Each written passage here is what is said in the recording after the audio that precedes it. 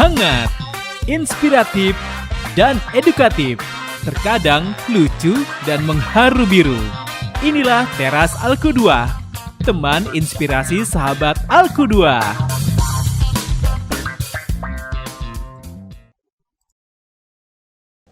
Assalamualaikum warahmatullahi wabarakatuh. Halo, apa kabar sahabat Alku 2? Senang sekali saya Lilo Rohili kembali bisa menyapa sahabat Alku 2 di episode kali ini di Teras Alku 2. Kali ini kita agak sedikit spesial nih sahabat Alku 2. Temanya hari ini adalah Hari Guru Nasional yang nanti bertepatan tanggal 25 November 2023. Dan tamu saya juga tetap spesial karena berkaitan dengan Hari Guru Nasional, maka saya hadirkan dua orang yang sangat luar biasa. Tidak lain tidak bukan adalah pertama Pak Iwan dan juga Pak Oci. Ya, cool banget Pak Oci. Berikan aplaus dulu buat kita semuanya ya. Oke, Pak Iwan, Kepala Sekolah SMA Terpadu Kuda, betul ya? Oke, sehat Pak Iwan? Alhamdulillah. Pak Oci sehat? Sehat. Dari SMP Al-Kuda? Iya. Kurikulum sekarang ya? Iya. Oke, siap. Gimana nih aktivitasnya lancar Pak Iwan? Lari ke sana gitu, so far so good. Lancar ya? So far so good. Alhamdulillah. So nice. Aduh, bawa produk itu. Oke, Pak Oji gimana? Kurikulum aman? Aman. Jadwal aman, terkendali ya? Terkendali. Alhamdulillah ya. Nah, sahabat Alku 2, kita akan berbincang-bincang seputar guru nih. Sebelum banyak hal yang bisa kita obrolkan nih, mungkin saya pengen tahu dulu kali ya, persepsi awal. Nah, Pak Iwan tuh memandang guru tuh seperti apa sih dulu gitu. Guru itu seseorang yang Dulu ya, Iya. belum dapat insight apapun gitu. betul. Yang Guru Pak Iwan itu tahu. seseorang yang menginspirasi, bahkan bisa mengarahkan muridnya. Karena saya salah satu korbannya. Oh, Ya. korban.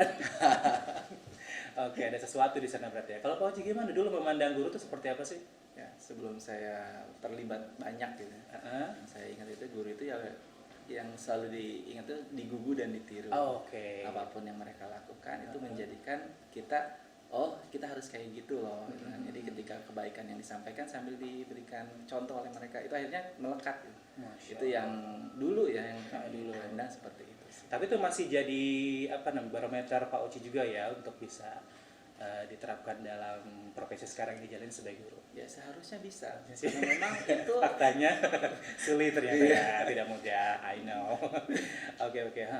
Terus apa ya? Setelah akhirnya menekuni dunia guru gitu, adakah sesuatu yang tiba-tiba terbantahkan atau ternyata selama ini pikirkan berbeda atau gimana gitu? Atau masih saja tetap sama gitu sesuai dengan persepsi awal? Pada akhirnya gimana kita sih ya? Kalau saya sendiri, karena saya dulu menjadi bagian dari orang, kenapa ngikutin ya saran guru, ngambil keguruan. Oke. Karena guru tersebut yang tadi ya, Merekomendasikan. dia menginspirasi dan Oke. memang dia dekat gitu dengan siswanya gitu. Siap. Nah, pada kondisi tersebut lah akhirnya ya udah saya juga harus seperti itu gitu. Nah, itu kan idealnya memang setiap guru itu dia harus menyadari dia sebagai guru, maka dia harus juga tahu posisi dia dan fungsi dia untuk apa gitu. Maka kalau peran-peran itu dia pahami, ya dia akan melakukan yang terbaik sih sebenarnya. Siap. Ya, digugu dan ditiru itu bukan sesuatu yang menjadi sesuatu yang menakutkan dan sulit. Seharusnya ya. Atau sesuatu yang beban begitu ya. Betul ya. Tapi justru memberikan efek yang baik untuk kita semuanya. Makin kesini makin persepsinya makin luas dong ya tentang guru. Iya. Iya ya. Apalagi era digital. Dengan era digital, dengan kondisi anak juga yang dia posisi kita kan dulu sebagai murid ya di era kapan Iya. di era dinasti. Iya. Nah sekarang kan mereka di era digital dan mau gak mau guru sekarang juga harus ngikutin perkembangan yang ada itu biar dia tetap terhubung, terkoneksi dengan baik. Oke. Kalau Pak Uci gimana? Ada persepsi yang nambah gitu atau mungkin tiba-tiba terpatahkan ternyata yang saya persepsikan dulu tuh ternyata tidak begitu, ternyata begini guru itu, atau ternyata iya betul sama seperti dulu tapi mungkin ada beberapa tambahannya atau bagaimana gitu. Iya. Kan mungkin di awal kita ngerasa ya setelah murid melihat guru, memang itu yang akhirnya apa? Akhirnya tadi benar itu, menginspirasi karena dia menunjukkan keteladanan. Siap. Tapi memang setelah saya dalami gitu kan, dan juga tekuni, ternyata memang itu tuh tidak dilekang oleh zaman ya. Oke. Tentang budi gugu dan diri itu tidak lekang. Berarti ini walaupun mungkin sifat kurikulum itu dinamis, Oke. tapi ternyata tentang keteladanan itu tidak bisa tergantikan. Entah sekarang apalagi tentang ngomongin AI gitu atau mungkin tentang digitalisasi. Siap. Tapi manusia itu sumber keteladanan. Itu yang saya masih berpikir memang harus seperti itu guru. Jadi persepsinya tidak berubah tentang digugu dan ditirunya ya. Iya. Oke. Dan kayaknya nggak boleh berubah ya. Kenapa? Karena gini, sebenarnya digugu dan ditiru itu tidak hanya miliknya guru sih. Gitu. Sebagai orang tua juga dia harus digugu dan ditiru ya. Sebagai pribadi kita anggota masyarakat juga sama. Justru profesi, makanya kenapa sih profesi guru itu disebut mulia? Gitu. Ya karena tadi dia punya peran tadi, dia harus menjadi teladan. Otomatis dia akan berusaha memperbaiki dirinya, gitu. Biar layak digugu dan ditiru. Nah, itu dia poinnya ya. Nah, akhirnya juga merubah mindset teman-teman semua di sini ya, Pak Iwan dan juga Pak Oci gitu ya, tentang persepsi guru setelah menjalani aktivitas sebagai seorang guru, terjun langsung, kemudian juga langsung dengan masalah yang terjadi gitu ya mengenai guru dan juga siswa gitu ya.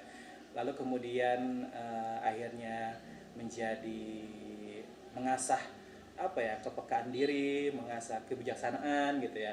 Lama-lama jadi sosok yang bijaksana gitu ya. Jadi penasaran dulu, sebetulnya kalian pernah melakukan kesalahan nggak sih dulu dengan guru gitu ya? Ayo jujur-jujuran. Saya malah pernah ditampar. Serem ah. Benar ya? Pernah tipikal Ini orang tadi, baik ya. Males banget pertanyaan salah nih. Pernah digituin? Iya. Pernah gitu. Sama kepala sekolah. Ya Allah. Jadi saya itu entah kenapa, maksudnya nggak tahu ya apa diturunkan dari sosok ayah gitu ya. Jadi pas saat jadi ketua OSIS gitu ya, kelas Padahal 11. ketua OSIS ya. OSIS ya.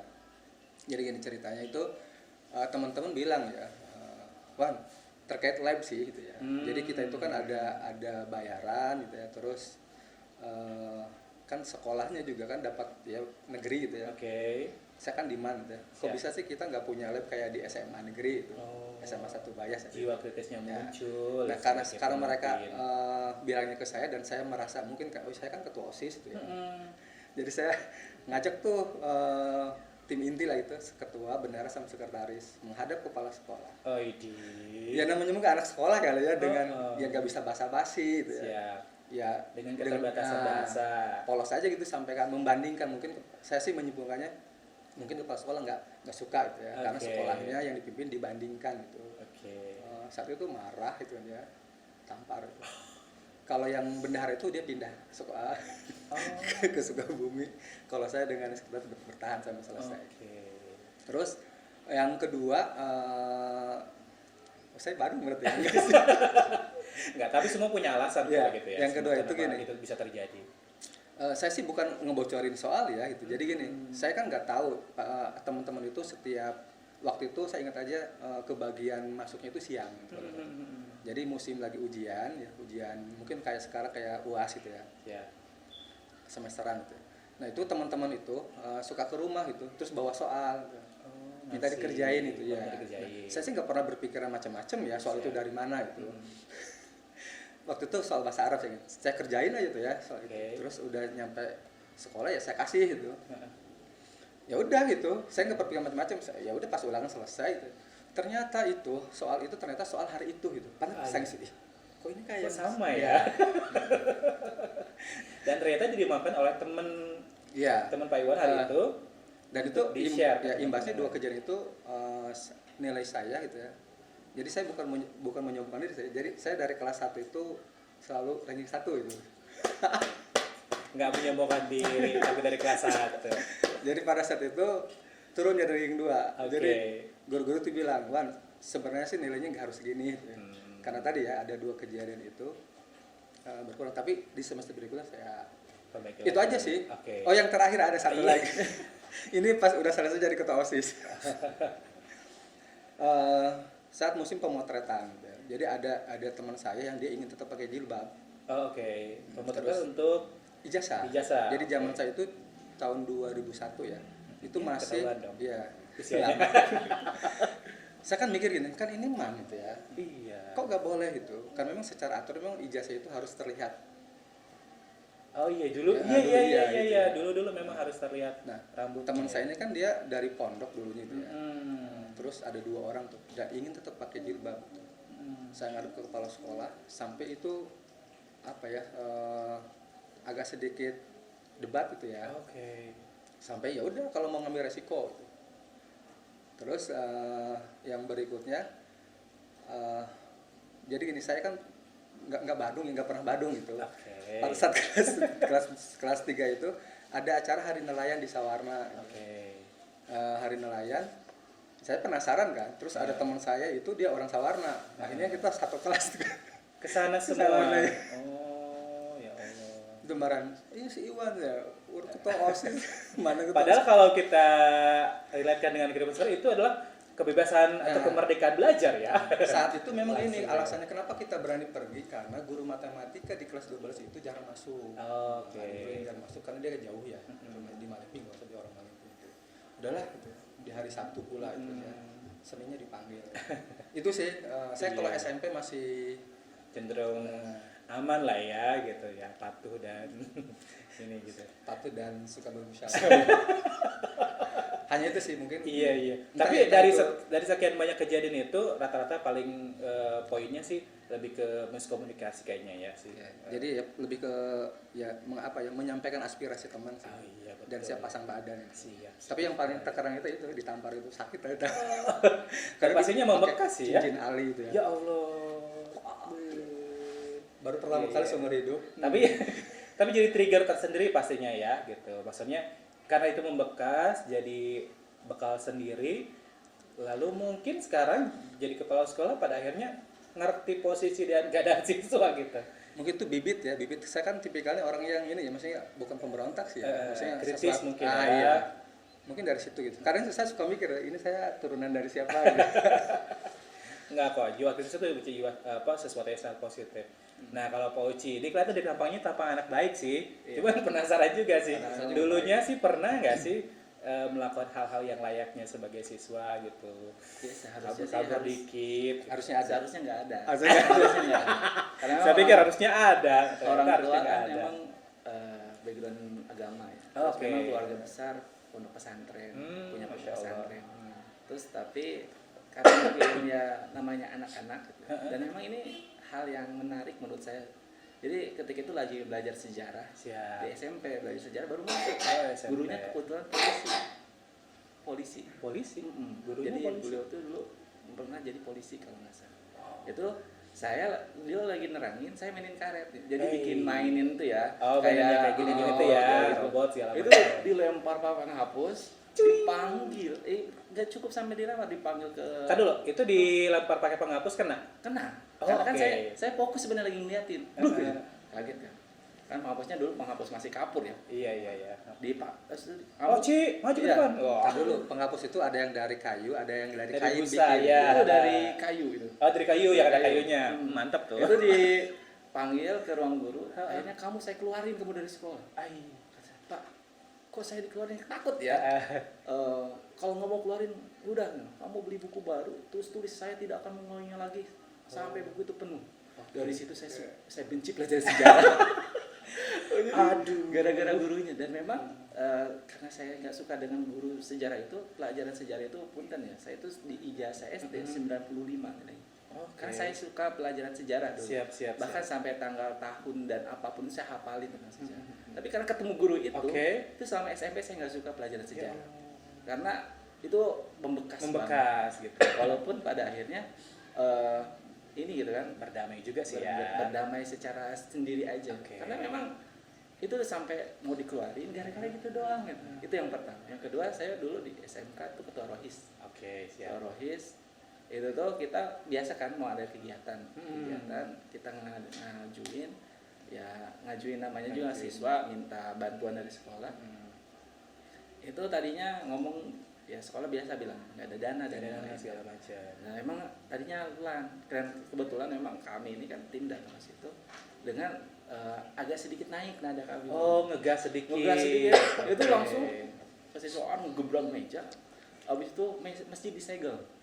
Jadi kan kegiatan rohis itu di masjid itu disegel, digembok. Oh. Bahkan Ya nggak bisa sholat dong, bro.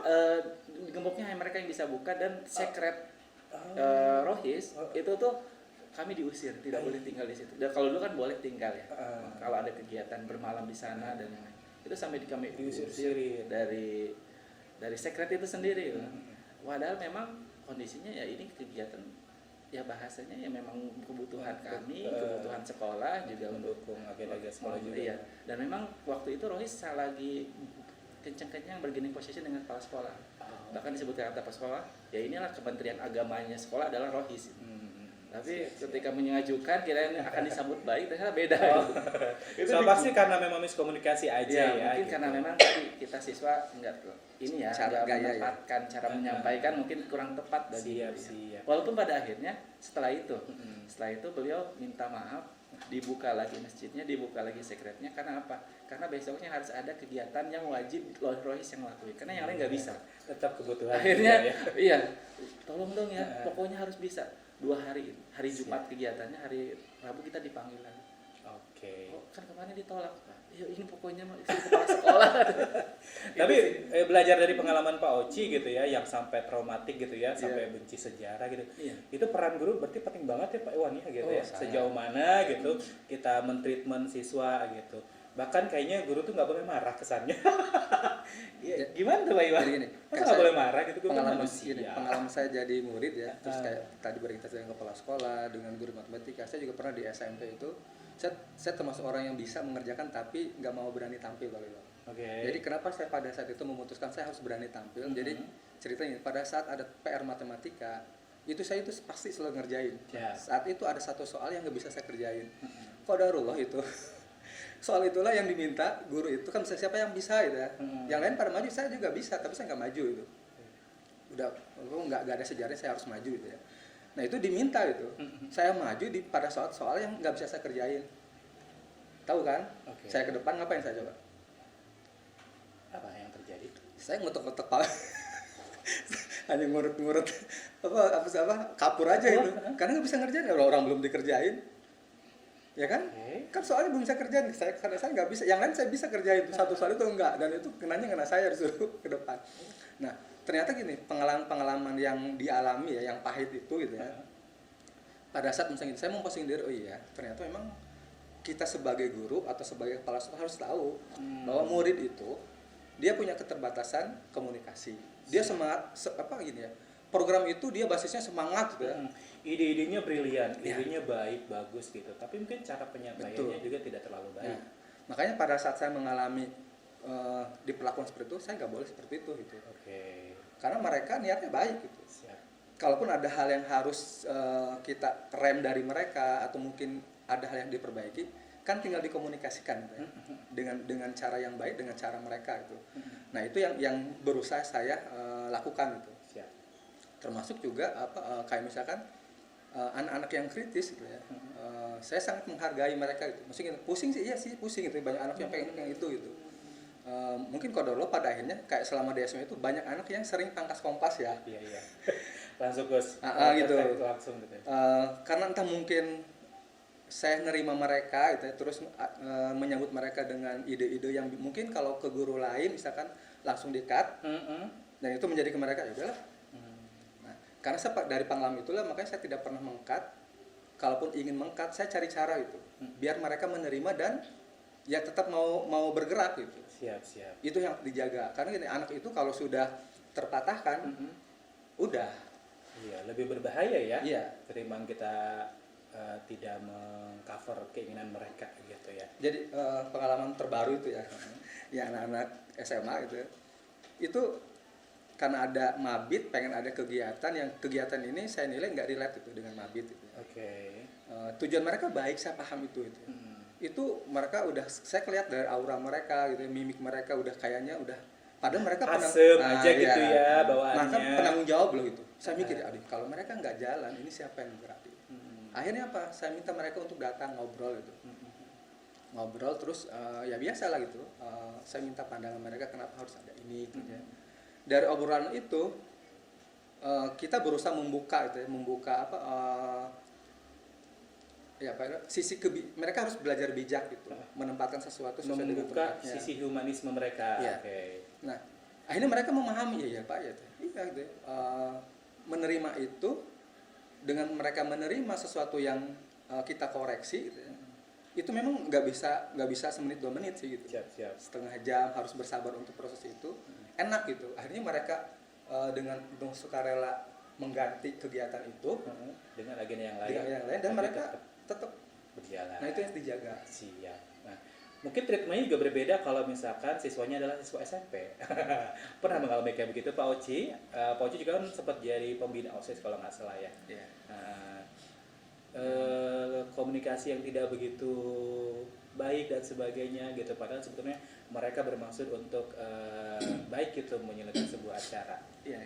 Banyak. Gimana? Oh, Banyak. Jadi memang kadang kan anak SMP. Bahkan mungkin SMP mungkin agak lebih sulit juga kali ya. Mungkin anak Karena SMP memang- itu kalau diajak mikir berat. Jadi Oh, ketika iya. misalkan ada permasalahan mereka kita ajak mikir diskusi, itu jatuhnya ada malas. Gitu. Males. Kalau mungkin anak SMA paham, Masih mending Kalau ya, anak SMP itu mau enggak, berpikir. tapi kita lebih ke bagaimana caranya apa yang mereka sampaikan itu kita pahami dulu gitu. Pahami dulu mereka sebenarnya mau kemana dulu. Siap. Jadi kita yang memahami duluan itu, bukan mereka yang memahami maksud kita. Karena kalau mereka sudah memahami maksud kita, itu pas saya dulu pembina OSIS ya, itu mereka malah udahlah gitu ya. Tapi Ada ketika kita estimate pahami duluan, duluan, terus kita bilang akhirnya kita memberikan opsi banyak. Jadi ketika kita memang akhirnya diminta untuk menjadi kreatif ya. Siap, Jadi siap. selaku guru Guru. ngasih opsi banyak yang akhirnya mereka lah ini kayak lebih cocok Pak kayaknya. Akhirnya mereka yang memilih opsi itu gitu. Siap, Pada siap. akhirnya mereka happy, kita pun nggak terbebani ya. Yes. Kalau anak-anak SMP, karena kalau kita minta mereka mencari solusi sendiri untuk sebelum-sebelumnya mungkin sekarang kan udah kurikulum mereka beda lagi. Siap, Itu siap. ya belum sampai ke sana. Apalagi kan pengurus OSIS sendiri di usia SMP kelas 8 masih labil-labilnya. Tapi memang tumbuh itu bukan oleh kita ya, tumbuh berkembang mereka itu, tapi mereka bisa tumbuh berkembang dengan apa yang mereka cari sendiri gitu. Dengan sendirinya Dengan ya. sendirinya. Karena kalau kita pun pertakan itu mereka seperti nggak bisa bergerak tapi hanya badan. Siap. Tapi ketika mereka show up gitu kan, pengen itu dan kita fasilitasi, terus dan juga kita arahkan dengan baik, itu akhirnya mereka seperti menghabiskan seluruh energi pikiran, bahkan mereka rela ngeluarin budget mereka budget dan sendiri mereka tanpa kita sendiri. minta. Siap. Kita siapin. Nah, itu yang saya alami ya ketika dengan anak SMP. Karena kalau diajak diskusi yang jatuhnya tuh apa sih Pak ngomongin apa gitu tuh. Dalam arti kata kalau treatment kepada anak SMA itu tipis-tipis aja Iya, gitu ya, yang nggak usah mainnya ngegas. tipis-tipis Siap, dan siap. kasih opsi yang banyak gitu. Oke, sepakat sih ya saya juga. Mungkin nggak kepikiran kali ya. Iya, karena mungkin secara pengalaman juga mungkin nggak terlalu banyak. Nah, berbicara masalah tadi ya, bagaimana siswa itu kritis sekali gitu, itu pasti sedikit banyak dipengaruhi oleh beragam hal gitu ya, bacaan mereka, tontonan mereka juga, dan pastinya ini kaitannya dengan era mereka yang era informasi cukup cepat gitu ya, dan kita juga mengenal ada sebuah isu namanya AI, Artificial Intelligence, saya bacain ya. Saya takut salah soalnya ya. Ini isu AI ini memiliki beberapa kelebihan yang membuatnya menjadi teknologi yang sangat menjanjikan di berbagai bidang dan mampu menganalisis data dengan cepat dan akurat, bahkan dalam jumlah yang sangat besar. Ini pasti menarik bagi anak-anak. Guru-guru juga. nggak ada menariknya. Tanggapan para guru-guru, wahai para guru-guru gimana? Teknologi makin makin cepat, juga tampilan makin menarik, tentu ini membuat anak-anak bisa berpaling gitu. Kenapa Posisi saya pegang guru, handphone dulu? boleh dong. Kenapa saya pegang ini coba? Kenapa tuh? Saya ingin menunjukin. Saya itu apa sudah ikut grup diskusi tentang kelas AI dan chat GPT. Masya Allah, ini salah satu bentuk apa namanya ya, bentuk apa ya sebutnya, bentuk cara guru untuk tetap mengikuti perkembangan zaman. Jadi gini, Gimana Pak Iwan? bagi saya gitu ya, di awal juga sempat ada kekhawatiran itu ya gitu. Ini karena kan isu yang di luaran itu ini bisa mengambilkan banyak peran ya, gitu. Siap. Banyak peran. Jangan-jangan nanti peran guru diambil nih gitu ya. Terus kita ngapain aja gitu. Mungkin bagi pemerintah atau bagi yayasan untung ya, nggak harus ngeluarin duit banyak gitu ya, karena nggak butuh orang. Oke. Tapi ternyata itu keberadaan dia bagi siswa memang tidak hanya bagi siswa sih.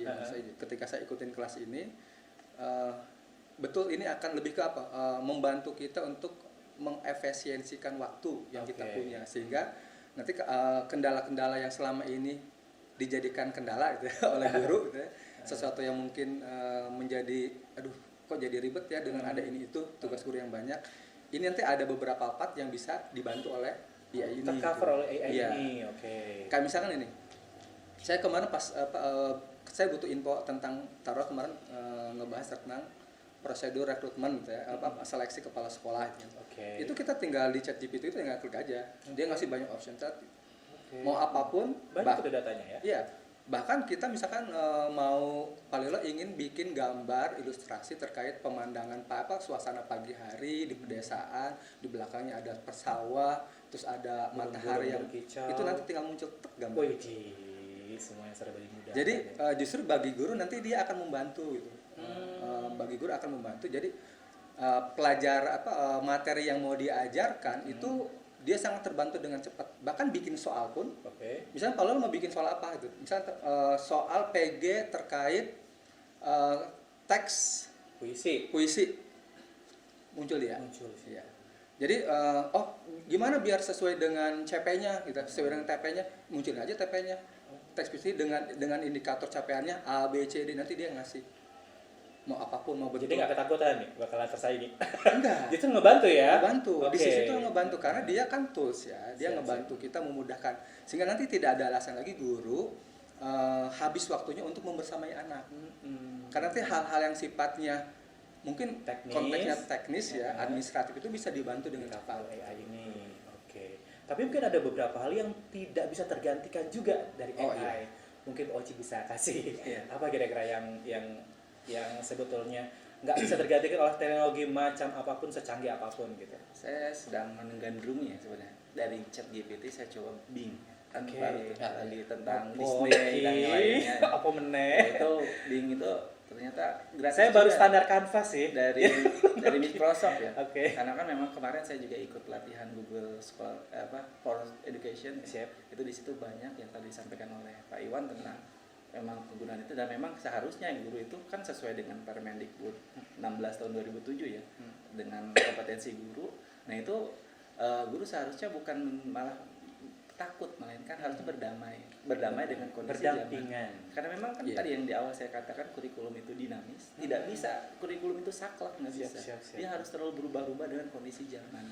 Dan tadi ketika ngomongin apakah ini bisa menggantikan peran guru, beberapa hal bisa diwakili gitu, bukan digantikan tapi diwakilkan gitu kan. Tapi memang ada satu hal yang tidak bisa diwakilkan. Kalau mesin mungkin dia bergeraknya sesuai dengan knowledge, pengetahuan yang ada by data gitu ya. Tapi masalahnya hati gitu. Kalau manusia kan punya hati ya. Itu yang nggak bisa digantikan. Mungkin mesin tidak punya ekspresi, tapi guru di situ punya ekspresi. Yang pada akhirnya murid ketika ngomong dengan guru dengan yang penuh ekspresi, dengan yang penuh ceria, yang melihat mungkin guru dalam keadaan marah, itu tuh pada akhirnya dia bisa menangkap emosi-emosi yang terjadi. Sisi humanis, emosional, attachment, bondingnya itu hanya bisa didapatkan dari interaksi langsung dengan guru ya. Dan itu hanya sebagai alat bantu yang memang kita harus, bukan malah kita harus membenci, tapi kita harus merasa gimana caranya AI itu menjadi fasilitas yang memudahkan kita, bagian dari dalam diri kita juga. Jangan sampai pada akhirnya kita merasa saingan dengan AI. Walaupun memang kita manusia, ya beda lah dengan mesin. Pasti. Tadi hati itu gak bisa diganti. Hati, perasaan itu, emosi itu tidak ada di dalam bentuk dari mesin itu. Tapi kalau manusia pada akhirnya murid tuh kadang dikasih contoh motivasi berbusa-busa gitu kan, tapi kalau hatinya nggak dari hati ke hati nggak sampai, ini ya percuma. Siap. Nah itu juga AI ini bagian dari teknologi ya. Nah secara seiring dengan perkembangan zaman juga cara-cara mengajar juga ikut berubah gitu ya. Maraknya berbagai macam aplikasi TikTok, kemudian Facebook dan sebagainya, termasuk yang bersifat menampilkan video, banyak juga profesi-profesi yang baru juga ya di dunia digital, salah satunya content creator. Tidak terkecuali guru juga banyak yang ternyata berkecimpung di dunia content creator. Maka ada istilah dinamakan guru konten gitu. Nah, ini teman-teman Pak Iwan dan juga Pak Oci menanggapnya gimana nih? Oke, Maraknya guru-guru yang ikutan konten juga. Jangan-jangan di kelas kosong. Sibuk konten mulu gitu. jadi gini, sebelum ke sana gitu ya, saya juga ingin coba memberikan pemahaman bersama, tidak hanya buat kita ya, tapi juga kalau pendidikan itu kaitannya dengan orang tua gitu. Jadi kalau ada orang tua yang masih punya pola pikir bahwa sekolah itu pure ngejar pengetahuan, knowledge gitu ya, mereka kayaknya sudah nggak relate ya. Karena kalau hanya ngejar pengetahuan gak usah sekolah. Karena mereka sudah terbantu dengan AI gitu. ChatGPT itu sudah apapun yang kalian mau ya bisa itu. Tapi ingat gitu bahwa anak yang kita punya itu dia manusia gitu. Yang tadi Poci bilang ya, dia punya hati, dia harus berinteraksi, emosinya harus terekspresikan dengan baik gitu. Dan itu dia harus berinteraksi gitu. Nah, maka ayolah gitu, guru, orang tua, kita memperbaiki itu pola pikir kita terkait pendidikan gitu. Bahwa anak sekolah itu tidak hanya ngejar kebutuhan pengetahuan. Karena sekarang di era digital ini udah lewat deh itu mah. Bahkan bisa jadi kalah pintar itu kan ya. Tapi sisi lain anak kita sebagai manusia itu yang nggak bisa tergantikan oleh teknologi. Nah, kaitan dengan guru konten ya. Saya justru malah sering mendorong ya beberapa guru yang ketika misalkan bahkan mengapresiasi tuh ya, kalau ada guru yang dia malah menjadikan bahan ajarnya dijadikan konten. Nanti di situ ada kontennya dijadikan bahan ajar. Ya, kontennya dijadikan bahan ajar. Iya, begitu kan. Oh enggak, bahan ajarnya dijadikan konten. Okay. Sehingga dia bisa berbagi praktik baik kan itu. Okay. Menginspirasi buat teman-teman guru yang lainnya. Bisa jadi itu. Kalau misalnya guru bahasa Arab itu apa sih biar menarik gitu. Ternyata ada loh itu. Guru konten yang dia berusaha menyajikan sesuatu yang mungkin rumit untuk dibikin menarik ya. Kayak matematika kan ya, guru-guru eksak itu kan suka kebingungan ya. Iya. Gimana sih cara bikin lagi menarik nih gitu? Caranya supaya anak bisa tertarik dengan matematika gitu kan. Nah itu ternyata di belahan Indonesia yang lain ada gitu ya, guru-guru yang sekreatif itu gitu. Masya Allah. Dan dengan dia menjadikan itu sebuah konten, itu ngebantu jadi inspirasi buat teman-teman yang lain. Artinya apa? Bahwa saya yakin mereka juga tidak akan membenturkan ya waktu ngajar mereka. Toh juga kayaknya guru juga kehidupannya sama lah ya 24 jam. Tinggal nanti dia butuh effort yang lebih aja. Kalau jamnya padat berarti mau gak mau dong dia kerjainnya di hari malam hari, hari libur. Dan itu sebuah pengorbanan bagi guru ingin menyajikan menu yang berbeda. Is okay, nanti karena dia suka itu ada kepuasan. Saya yakin guru-guru yang juga mungkin punya kecenderungan menjadi content creator karena dia suka kan. Siap. Mereka menjalannya nggak terbebani itu, walaupun mungkin harus begadang gitu ya. Walaupun mungkin jamnya tidur tapi dia jam 10 jam 11 baru tidur kan bikin konten dulu. Siap. Nah, siapa tahu tuh kontennya itu sebanding dengan effort yang dia berikan gitu ya. Selain buat media pembelajaran, Ya buat cuan juga kan. Betul ya, dan faktanya gitu ya. Katanya memang gitu kan, gitu. Maksudnya saya beberapa kayak misalnya Kang Abing ya, tahu nggak yang dia guru seni, guru tari itu di SMK yang di Jogja, itu dia sudah berapa tuh, udah dipanggil ke brownies segala macam gitu. Guru tari dia selalu misalkan posting tidak hanya pada saat dia ngajar itu, misalnya di jam jeda, jadi intensitas dia dengan anak itu sering gitu. Dengan justru disitulah kita sebagai guru bisa kayak value-value yang ingin ditanamkan bisa masuk tuh. Karena anak kan sedang posisi aura positif ya, dia menerima itu sehingga guru mau masuk memberikan nilai itu enak. Alfanya lagi terbuka. Betul. Gitu. Oke. Nah, kalau misalkan dibandingkan dengan guru penggerak nih, ini sekarang lagi pemerintah sedang mencanangkan guru penggerak. Saya sih jujur sih nggak terlalu mengikuti perkembangan gitu. Pak Iwan barangkali mungkin yang berkecimpung langsung sebagai sekolahnya, sebagai sekolah penggerak gitu, terus juga ada guru-guru penggerak juga di dalamnya.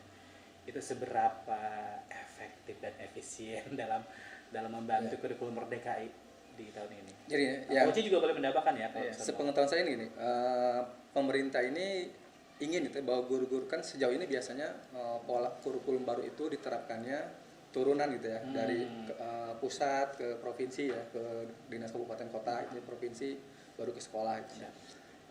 Kadang memang akhirnya tidak semua tidak semua guru punya kesempatan yang sama untuk mengikuti. Nah, guru penggerak ini kan dia open ya, dia siapa yang mau, lagi-lagi gitu.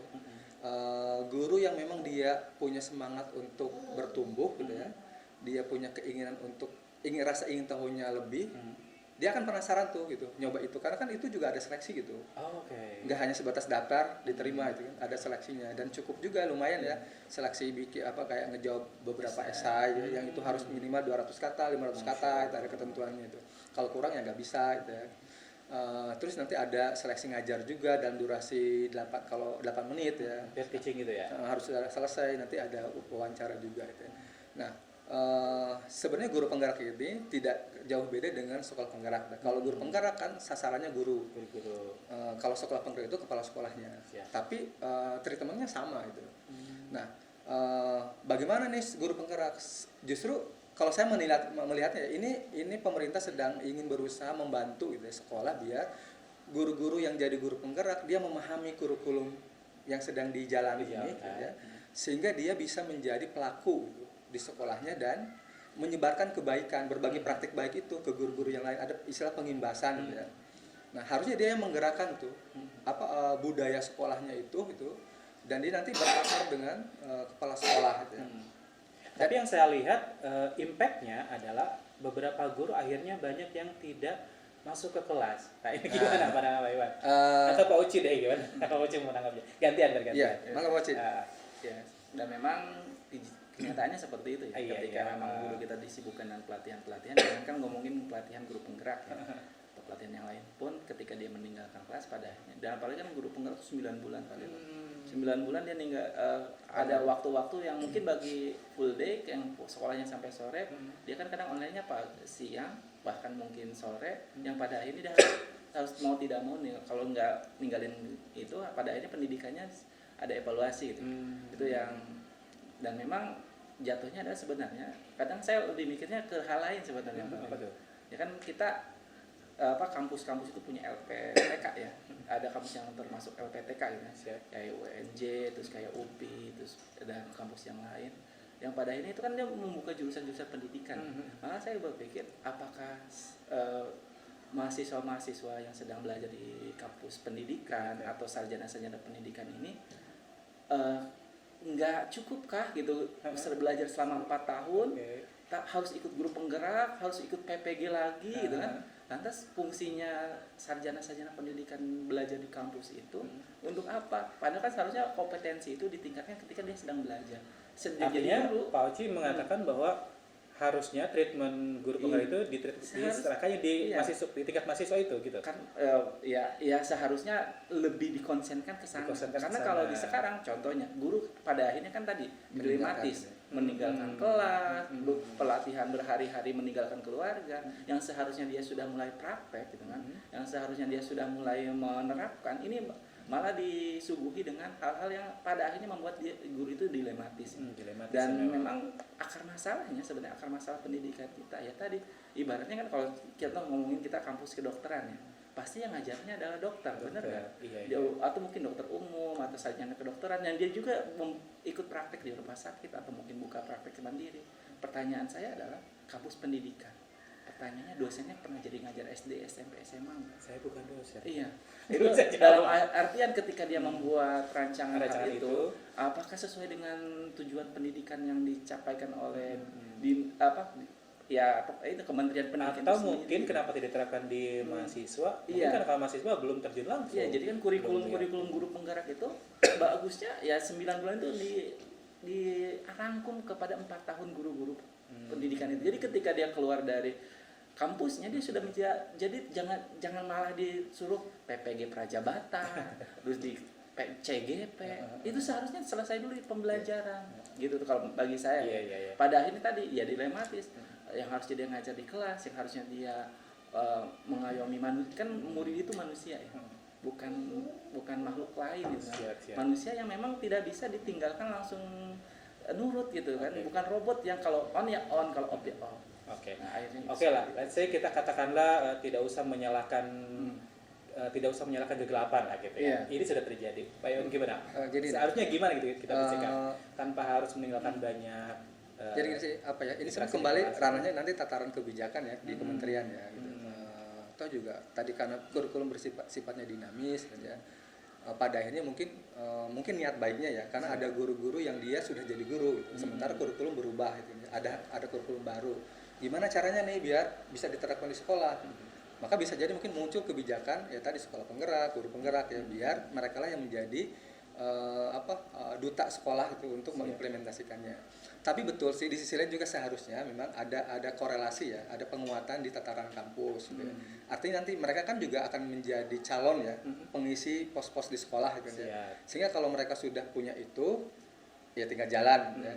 Tapi lagi-lagi gitu, walaupun misalkan mereka di masanya kurikulum merdeka ada lagi kebijakan kebijakan sih.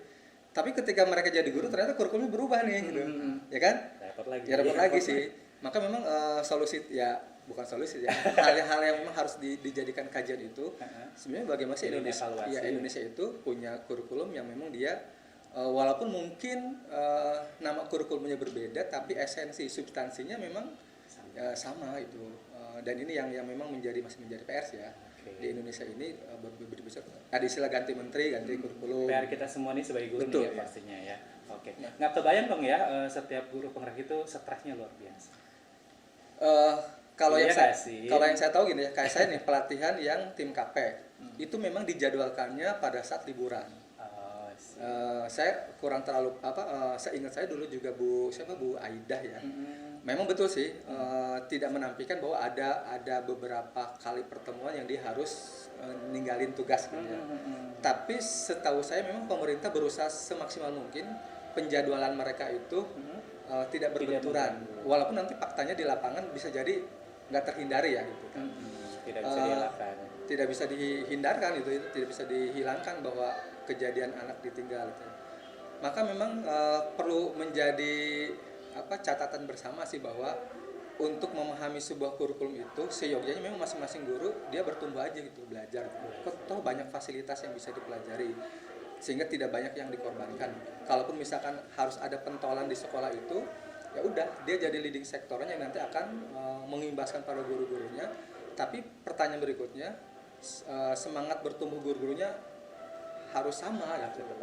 Tetap ada sehingga dia saling itu karena saling merasa membutuhkan ya ngejar. Sebenarnya pemerintah juga ada solusi ya. Dalam artian mereka juga tidak saklek dengan harus CGP dan buatlah namanya PMM, Platform Merdeka Mengajar, yang dimana itu kita kapan saja bisa belajar. Cuma memang tadi kembali ke kompetensi guru, yang kemauan dan keinginan untuk bertumbuh. Padahal pemerintah sebenarnya memfasilitasi itu, tapi memang kadang kita terlalu mungkin kaku gitu ya dalam memahami. Atau terlalu stres duluan ya. Jadi gitu ya. Mental block gitu ya. Gitu. Kayak gini, kayak kita ya di Alku 2 SMA Alku kan sekolah penggerak itu setiap lokakarya itu selalu hari Sabtu. Karena aturan dari kementerian tidak boleh menggunakan hari efektif. Karena kepala sekolah harus tetap ada di sekolah karena kan tim KP juga guru. Mau gak mau kan mereka yang terlibat dalam tim tersebut mengorbankan hari Sabtunya. Ya pasti ada yang dikorbankan sih. Kalau tidak yang dikorbankan waktu keluarganya, ya waktu sendirinya. Waktu ngajarnya gitu ya. Saya sepakat sih ya, keinginan terus bertumbuh itu harus selalu ada gitu, meskipun tingkat stres juga makin tinggi juga. Kalau urusan stres mah gampang, ada obatnya. Ini loh Pak Iwan obatnya.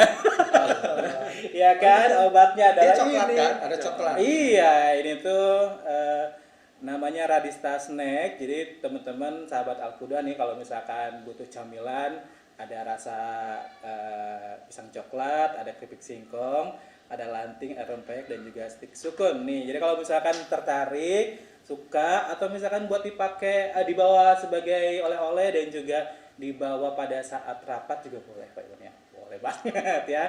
Jadi kalau misalkan tertarik bisa langsung WhatsApp aja di 0852 11407994 ya. Sekali lagi saya sebutin ya. Di 0852 11407994 Radisha Snack. Oke, kayaknya udah berat-berat nih ngobrolnya. Saya mau agak sedikit ringan-ringan nih. Saatnya kita camilan. Apa sih camilan? Camilannya bukan kue, tapi beberapa pertanyaan yang harus dijawab oleh bapak-bapak di sini. Silakan. Aturannya adalah Pak Iwan atau Pak Uci ngambil satu lalu kemudian jawab dengan tegas dan sesingkat. Saya kasih paling nanti. dibaca aja langsung. Oke, siapa dulu? Pak Iwan dulu. Oh, dikocok dulu ya. Silakan. Poci satu. Kirain Oke. saya apa yang wadahnya gede. Iya. Silakan Pak Iwan bacakan. Apa kira-kira? Ini agak random aja ya pertanyaannya. Kenapa sih harus ini ya? Iya, kenapa harus ini katanya? Apa sih penasaran? Coba nyanyikan satu bait saja lagu Terima Kasih Guru. Nah, Kayak gimana? guru kan? Terima kasihku. Gitu. Iya kita. Oke, boleh saya kasih clue. Terima kasihku. Ku ucapkan pada guruku yang tulus. Ilmu yang berguna selalu dilimpahkan untuk bekalku nanti. Hafalan saya ini mah. Thank you Pak Iwan. Pak Uci silakan. Ini Berat kayaknya. jelimet ini ya. Gimana? Jadi yang saya dapat tuh, saya sudah janji dengan siswa untuk outing kelas. Oke. Dan siswa yang menyambutnya dengan antusias. Antusias. Namun hari itu juga salah satu anak saya sakit, ya. Aduh. Dan membutuhkan kehadiran saya. Yang saya lakukan adalah Dilematis nih. ya, jadi Problem guru banget. dibentrokin ini ya. Kok dibentrokin? Enggak lah. Sering terjadi masalahnya. Sering terjadi. Best in case berdasarkan Iya. kasus. Ya mungkin yang akan saya lakukan pertama adalah memastikan anak-anak itu terpenuhi tentang outing kelas. Karena memang Kan udah antusias. ya, karena dan udah direncanakan di awal. Kalau sakit kan dadakan biasanya. Betul. Itu tetap terencana dengan dalam artian ketika itu langsung cari alternatif. Dalam artian alternatif pengganti guru atau pengganti saya dengan memang seharusnya saya dari awal sudah membuat outing kelas itu rule-nya seperti apa. Oke. Jadi dari awal sebelum outing kelas itu saya dibuat dulu. Jadi ketika saya minta tolong seorang guru yang memang bisa menggantikan, itu tinggal dikasih tahu ini loh yang kita lakukan. Kalau memang kondisi anak saya mungkin sakitnya sakit keras banget gitu ya, yang harusnya kita harus gerecap ini. Tapi memang kalau kondisi anak sakit keras tapi di situ masih bisa di treatment secara pribadi dan mungkin memang kita juga sudah mengantisipasi. Biasanya kan kalau sakit itu ada tanda-tanda sebelumnya. Itu maka melihat kondisi karena kan kita bukan dokter ya, kita guru. Jadi ketika melihat itu walaupun kita hadir pun nggak akan merubah kondisi anak itu. Maka kita akan tetap membersamai anak untuk outing kelas tapi memastikan anak saya sendiri tidak anaknya sudah dikondisikan sudah gitu dikondisikan entah dengan manggil dokter Siap. atau mungkin minta tolong tenaga kesehatan yang dekat dengan rumah untuk mengecek terlebih dahulu.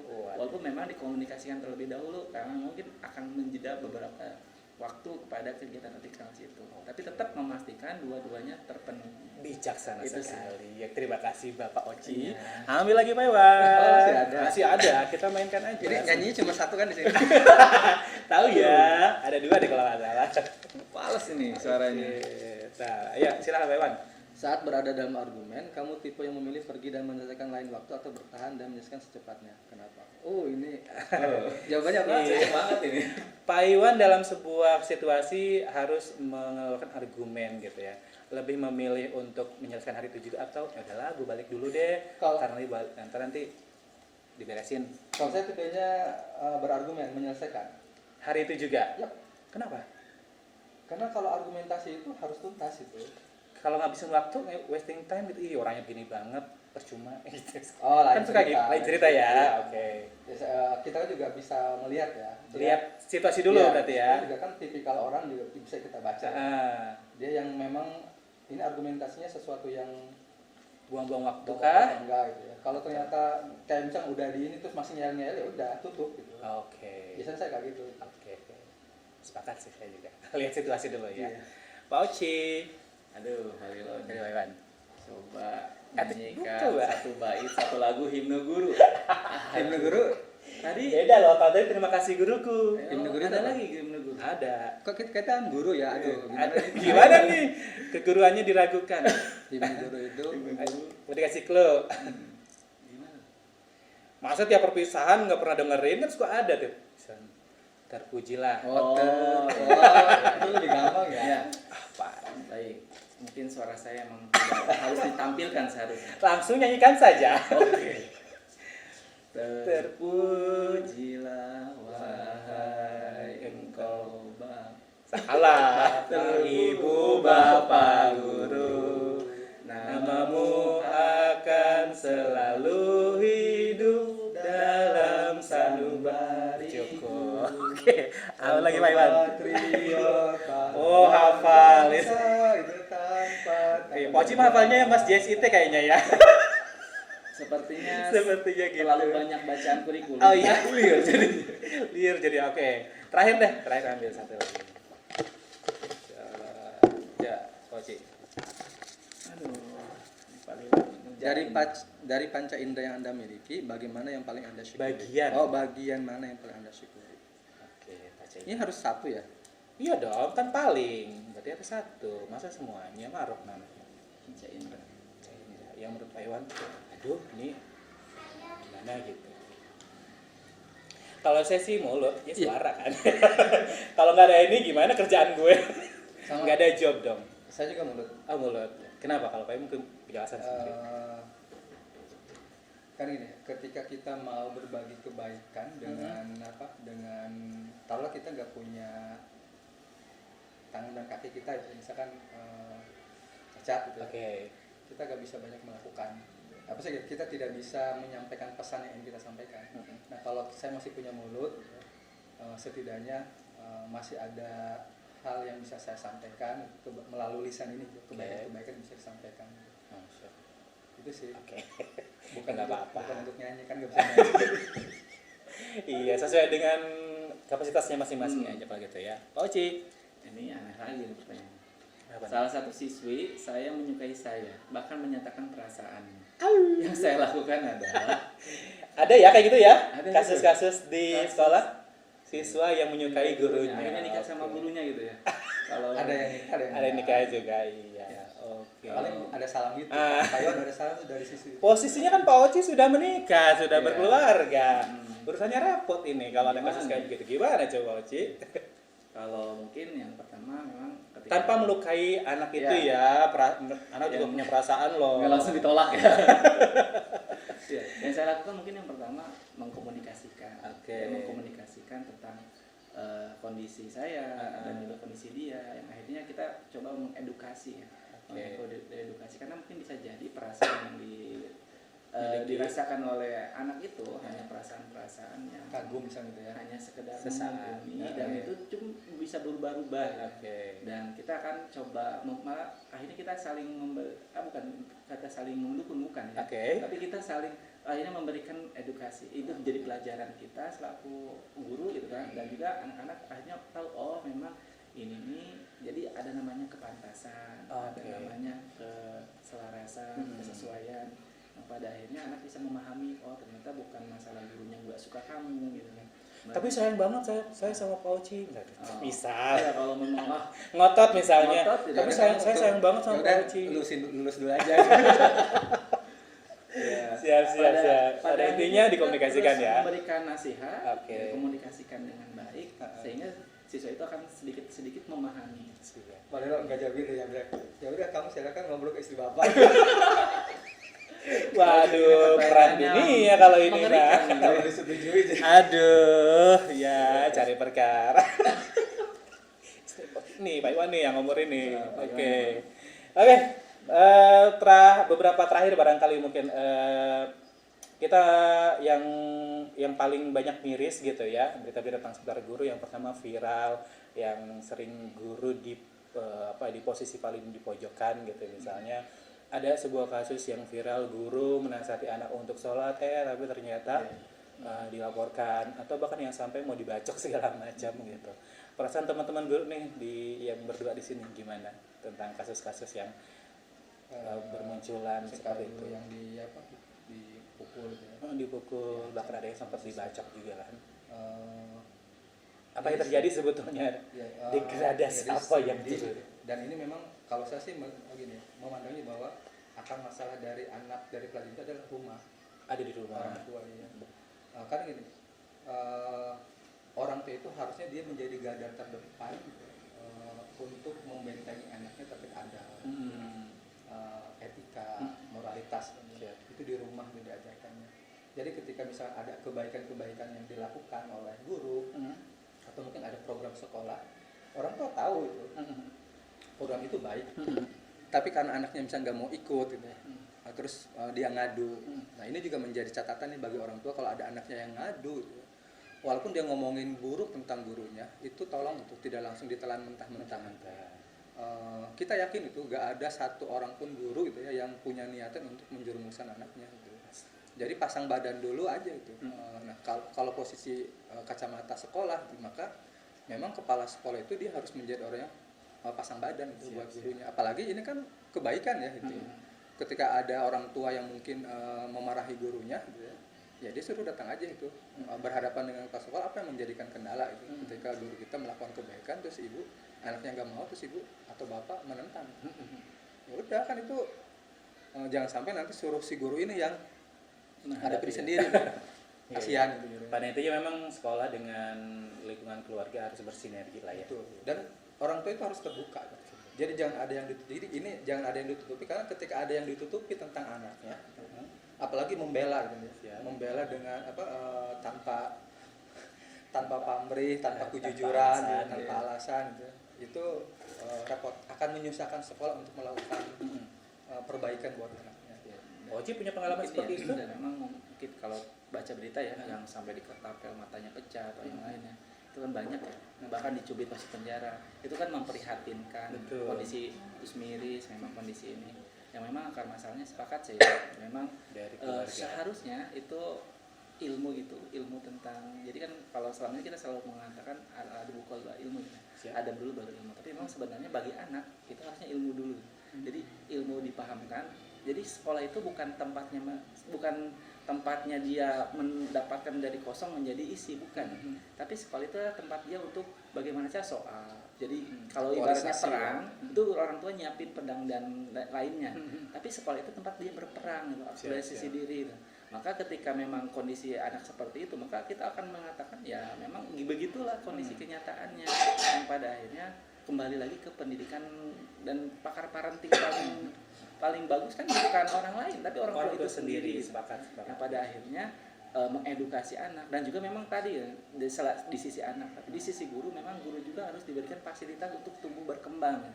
Makanya kalau kita lihat Al-Qudwah ya, alhamdulillah nih sudah ada Kombel, sudah ada rumah prestasi, sudah ada MGMP yang lainnya. Komitenya juga cukup bahkan aktif ya. Dan juga dengan nilai-nilai Al-Qudwah yang 6 karakter itu sebenarnya kita sedang memfasilitasi guru ke arah sana ya.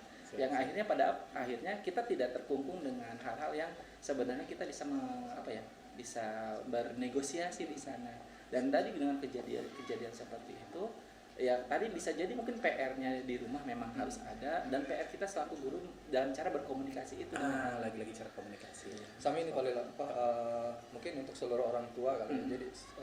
Jadi jangan sampai menganggap bahwa karena kita sudah jadi orang tua punya pengalaman hidup yang lebih lama terus dia mau belajar. Oh iya. Karena faktanya gitu, banyak anak-anak kita gitu ya yang orang tua menganggap ya dia anak, saya orang tua. Padahal ya tadi perkembangan anak dengan dunianya itu juga harus dipelajari oleh orang tua. Maka memang semua orang tua, apalagi orang tua kedua, pastikan itu sarana-sarana pembelajaran yang oleh komite diadakan, kayak misalnya pengajian itu jadikan sarana untuk belajar jangan terus tumbuh ya. Orang lain mah yang belajar itu sampai nyari-nyari yang berbayar gitu ya.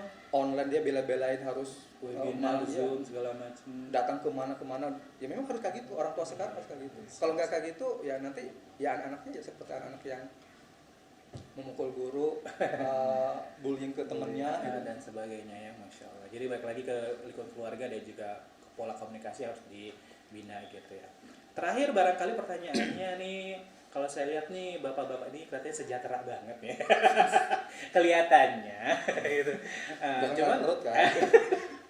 Cuman ya isu-isunya masih ada aja tuh mengenai kesejahteraan guru yang kurang dan sebagainya gitu. Di Indonesia. Di Indonesia tentu saja. Masa di Finlandia gitu. Gimana menanggapi ini? Apa yang salah gitu? Atau ada sesuatu yang harus dievaluasi, dirubah gitu dari kacamata Pak Iwan? Pertama mungkin dari sudut pandang pemerintah ya, karena pemerintah kan gini, pendidikan itu dilindungi undang-undang. Setiap warga negara Indonesia kan berhak memperoleh pendidikan dan penghidupan yang layak. Pendidikan dan penghidupan yang layak. Maka memang seyogianya sekolah-sekolah swasta juga harus dapat intervensi sih, berbicara terkait kesejahteraan. Karena gini, sekolah swasta kayak model Al-Qudwah ya, dia harus memikirkan semuanya. maka memang pemerintah harus mulai memikirkan. Atau banyak juga negara-negara lain ya, mereka juga tidak hanya fokus untuk mikirin yang negeri gitu ya, tapi yang sosial juga karena berbicara kesejahteraan. Nah, sekarang konteksnya kita gitu ya. Kita sebagai guru ya, yang mungkin merasa bahwa kesejahteraan guru tidak jauh lebih baik gitu. Mungkin ya. Bisa jadi iya sih. Iya. Jadi dia bisa jawab ya, Pak Iwan memandang pada saja. akhirnya gini, kecukupan kesejahteraan itu berbicaranya pada penerimaan. Karena tidak sedikit kok itu orang-orang yang dia penghasilannya banyak tapi nggak bahagia. Bahagia karena tidak merasa. Iya, dia tidak mensyukuri itu, ya, tidak mensyukuri apa yang dia terima. Ya, kalau ngomongin kesejahteraan ya Pak Lilo. Jadi relatif ya. Soalnya memang subjektif ya. Iya. Tapi memang kalau kita ngeliat standarisasi ya, kemudian wajar lah. Ini kita akan mengatakan wajar lah gaji guru sedikit. Coba kita lihat mahasiswa sarjana pendidikan lebih murah sarjana pendidikan atau sarjana kedokteran. Masuk kedokteran itu kan ratusan juta. Jadi dari situ aja kita akhirnya lihatnya apa ya. value-nya semakin tinggi kan ketika ngomongin kedokteran. Tapi ketika ngomongin pendidikan itu kayak lumrah. Akhirnya siapapun bisa masuk ke dalam kampus atau prodi pendidikan itu sendiri. Harusnya berbeda ya. Iya Pak. Iya. Pada Dari pandang industri ya. katanya. Pada akhirnya apa? Pemerintah ibaratnya kita mau ngocorin keran banyak, gitu kan. Ternyata wadahnya kecil. Wajahnya kecil. Yang pada akhirnya mungkin yang mau makan, misal kita buka sawah 5 hektar, tapi yang dibutuhkan cuma 1 petak gitu kan. Pada akhirnya kan banyak bertebaran, akhirnya kayak dioblar murah gitu. Tapi kalau kedokteran dibuka 5 petak, cuman yang disediain 1 petak gitu kan. Tapi yang mintanya 5 petak, akhirnya kan ambil itu semua. sangat siapapun yang bisa membuat saya lebih bahagia gitu dalam artian. Tapi itu dari segi industri gitu. Tapi kalau dari segi tadi kesejahteraan sih ujungnya adalah keberkahan ya. Siap. Jadi kalau nanti ngomongin kesejahteraan maka belum tentu loh gitu ngomongin misalnya salary lah gaji PNS golongan pertama masuk aja kan di angka 3 jutaan ya. Itu kan kalau kita ngomongin siapa nih? Iya kan adik saya PNS, bapak saya PNS gitu ya. Itu pada akhirnya pada akhirnya mau berapapun yang diberikan itu kalau dia ngerasa nggak itu menjadi keberkahan dan tanda kesyukuran pada Allah, dia akan merasa kurang dan merasa nggak sejahtera. Walaupun memang kalau saya pernah baca buku standar mutu yang punya JST 5.0, ya indikasi untuk mengembangkan guru itu yang pertama profesionalitas guru, yang kedua evaluasi diri guru, yang ketiga tentang pendidikan guru, dan yang terakhir ini kesejahteraan. Siap. Tapi memang kesejahteraan itu balik lagi ke dalam persepsi diri kita sendiri ya. Mungkin kita melihat terlihat sejahtera ya karena kita selalu bersyukur atas Allah yang memberikan. Terus sama ini paling jadi ini tadi ya nanti nyambung ke ada guru yang jadi konten kreator. Jadi ketika menikmati ya mensyukuri profesi yang sedang dijalani ya berapapun penghasilannya, maka ide-ide kreatif yang muncul itu nanti Allah akan datangkan min haitsu la yahtasib itu gitu. Bisa jadi mungkin gajinya hanya segitu. Tapi rezeki pintu-pintu rezeki yang lain terbuka di situ. Mungkin karena dia kebaikan dia dalam membersamai anak, sampai anaknya bertumbuh berubah, terus orang tuanya tersentuh. Bisa jadi pas lebaran, teh ini kasih buat guru kamu itu tuh. Mau dong jadi kayak gitu. Iya. Tapi kalau di sudut pandang pemerintah harus. Karena gini, jangan sampai harusnya sih guru yang jauh lebih sejahtera karena dari guru lah profesi-profesional itu muncul. Ya kan? Dokter itu menempuh sekolah dulu kan? Sekolah dulu dari dulu ya. Tapi memang Tapi bersyukur kita bahagia. Kita harus ya maksudnya kalau ngomongin tentang profesional ya kita harus lihat ininya. Maksudnya punten aja sih tentang mata kuliah mahasiswa pendidikan ya, tentang hal-hal itu apakah sudah memang orang-orang lulusan pendidikan itu sudah memiliki bekal yang sangat cukup. Jadi ketika ngomongin dokter gizi, maka dia nggak boleh salah tentang ukuran gizi. Ngomongin dokter gigi, jangan sampai dia diagnosanya salah. Dan itu pasti gitu, karena memang dia risikonya juga cukup besar ya. Memiliki kompetensi yang bagus. Gitu. Tapi kalau kadang kan mahasiswa pendidikan nggak semua kayak itu ya. Gimana? Iya. Jadi PR bersama tentu saja ya. Tapi yang paling penting adalah dari gurunya sendiri harus bahagia. Nah, kalau dari bahagia itu muncul, itu akhirnya menebar ke setiap siswanya, maka juga datangnya dari hati, masuknya juga ke hati juga. Oke. Terakhir lagi deh sebagai closing statement, terutama harapan dari Pak Iwan dan juga Pak Oci mengenai momen Hari Guru Nasional, di mana temanya tahun ini bergerak bersama Merdeka Belajar. Nah, Mungkin bisa direlatekan dengan wish-nya atau harapannya gitu, momen ini. Bergerak bersama, merdeka belajar. Maka di sini guru dituntut untuk bertumbuh. Dia punya semangat bertumbuh dan semangat berbagi. Jadi dengan bertumbuh dan berbagi inilah dia akan terus bergerak untuk belajar. Semangat fighting, fighting guru-guru Indonesia. Oke, iya dong, harus bahagia. Oh, Ci, tambahin.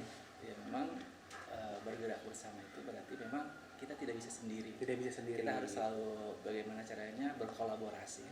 Bukan hanya sekedar dirinya yang berkembang, tapi kita juga memberikan bahasanya itu kayak efek kepada pinggir-pinggirnya, akhirnya berkolaborasi bersama. Dan dengan kolaborasi itu akhirnya menciptakan harmoni. Jadi hubungan kerja yang harmonis.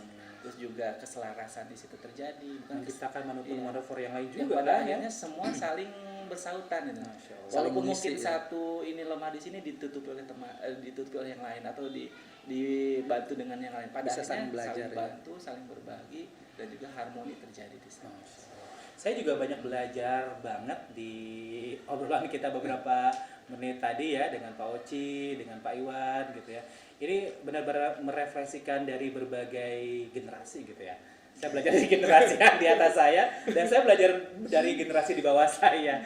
Tapi lepas dari itu semuanya banyak nilai dan juga inspirasi yang bisa kita dapatkan ya sahabat Al-Qudwah, dan semoga momen Hari Guru ini menjadi momen yang sangat spesial dan bisa kita dapatkan hikmah-hikmah yang luar biasa.